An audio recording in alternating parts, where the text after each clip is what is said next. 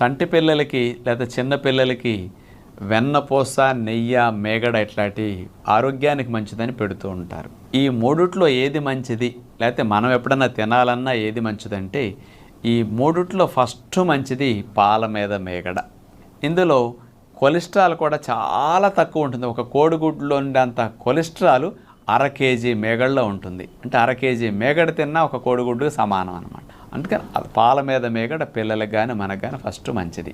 Number 2 వాడదలిస్తే వెన్నపూస మంచిది.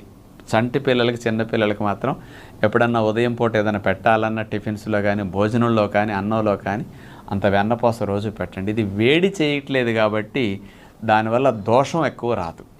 నెయ్యే అన్నిటికంటే చెడు. ఎందుకు అంటే వెన్నపూస మరిగేసరికి కదా నెయ్యి తయారైంది. మరిగేటప్పుడు ఆ వెన్నపూసలో ఉండే కొవ్వంతా నెయ్యిగా మారేసరికి చెడిపోతుంది. ఆ చెడ్డ